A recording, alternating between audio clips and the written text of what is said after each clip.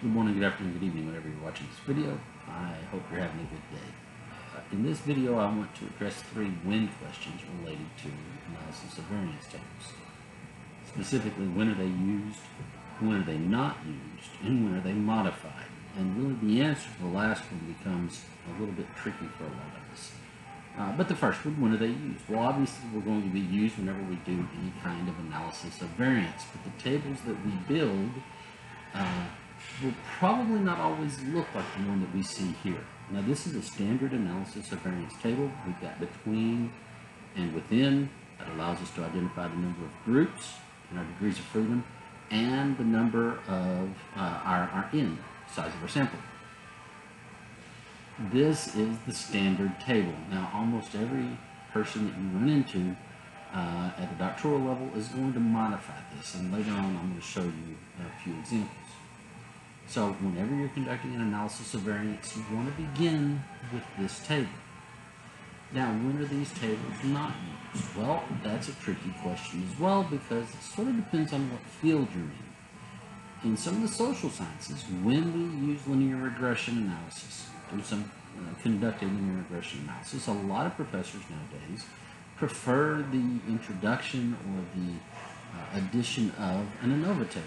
If you're in the natural sciences, this isn't necessarily the case. And so depending on what field you're in, the question of when are they not used can be a little bit difficult to answer. So for those of you in the social sciences, if you're doing a linear regression model, or linear regression analysis, you're probably going to be using also an ANOVA table.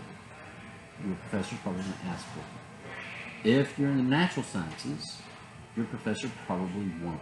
Now, that's not to say it's not going to change in the future, because the reality is the 2 types of analysis, ANOVA and linear regression, lend themselves to a greater understanding of many of our research questions. I, for one, am a proponent of using both. All right, last question. When are they modified? Well, the reality is they're modified quite often. I'm not trying to be rude here, but the reality is that's mainly because of our fault. We create too many complex questions that we then feel like, well, I will throw ANOVA at it because it can analyze the kitchen sink. If we bring up a couple of tables that I found on the internet, I'll show you what I'm talking about. So this is the International Journal of Molecular Science. They're looking at hepatic growth and lipid metabolism in 3-week-old rats. And here they've modified the table to include the variables, the F values, and the P values for ANOVA and ANCOVA across mRNA expression and protein expression. This table is what I'm talking about. We've modified it. We've taken out our between and our within groups. We have created some sort of hybrid regression ANOVA. Very difficult to understand and almost impossible to interpret, and really all most of us could then do is simply focus on, well, that's less than 0.05, so it must be significant.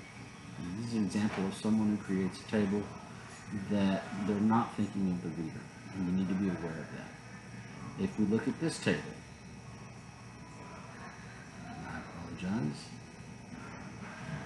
you'll notice they used a non-parametric version. And really what they've done, once again, in here, the ANOVA between groups, they have pulled out only the final statistic.